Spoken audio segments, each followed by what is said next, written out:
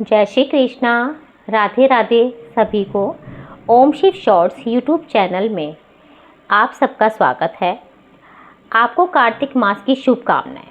दोस्तों, आज से कार्तिक मास प्रारंभ हो गया है और मैं लेकर आई हूँ कार्तिक महात्म्य का पहला अध्याय। और इसी तरह हमारे चैनल पर आपको प्रतिदिन के अध्याय मिलते रहेंगे। और यदि आपने चैनल को सब्सक्राइब नहीं किया तो अभी कर लें और बेल आइकन को प्रेस करना ना भूलें, ताकि वीडियो अपलोड होते ही आपको नोटिफिकेशन मिल जाए। तो आइए शुरू करते हैं कार्तिक मास का पहला अध्याय। इस अध्याय को सुनने मात्र से अश्वमेध यज्ञ का फल मिलता है। सब प्रकार के दुखों का नाश करने वाले तथा सारी सृष्टि का पालन करने वाले श्री गणेश जी, ज्ञान के दाता श्री सरस्वती जी, सब पुराणों के कर्ता श्री व्यास जी तथा गुरुदेव के चरणों में नमस्कार करके भगवान की श्रद्धा और भक्ति रस में डूबे हुए कार्तिक मास की कथा कहती हूँ।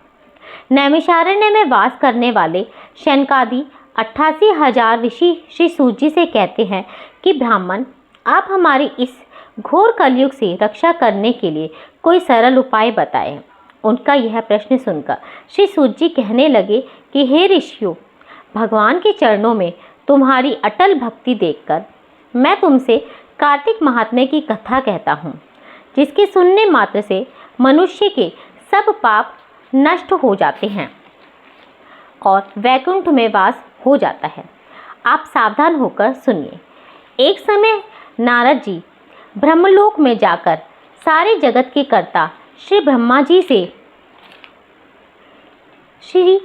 जी से विनीत भाव से पूछने लगे कि हे पितामह, कृपा करके कोई ऐसी सुंदर कथा कहिए जो सब पापों के नाश करने वाली हो। तब ब्रह्मा जी कहने लगे कि हे पुत्र, भगवान के चरणों में तुम्हारी ऐसी प्रीति देखकर मैं तुमसे कार्तिक मास का महात्म्य कहता हूँ, जिसके सुनने मात्र से मनुष्य के सब पाप नष्ट हो जाते हैं और वह वैकुंठ का अधिकारी हो जाता है।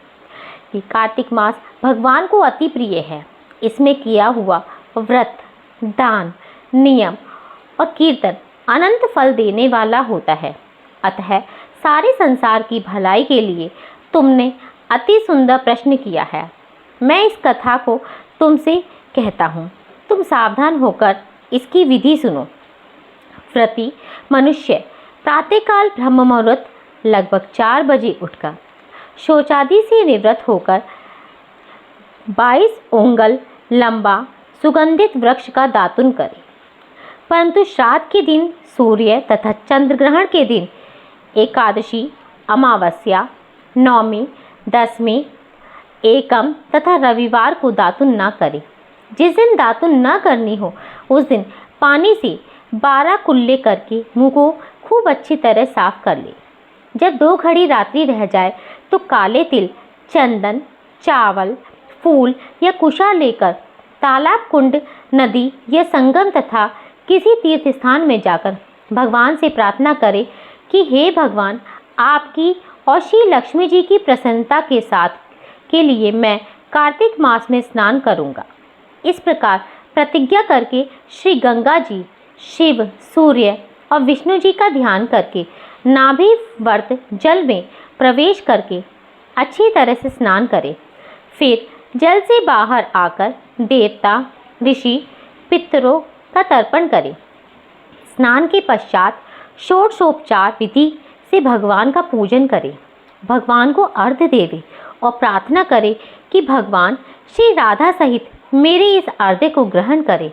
और इस प्रकार प्रार्थना करके 16 चीज़ें आवाहन, पाद्य, अर्घ्य, आचमन, स्नान, वस्त्र, चंदन, अक्षत, पुष्प, धूप, दीप, नैवेद्य, तांबूल, पूंगी फल, दक्षिणा और नमस्कार भगवान की मूर्ति को अर्पण करके तुलसी मंजरी से भगवान का पूजन करना चाहिए।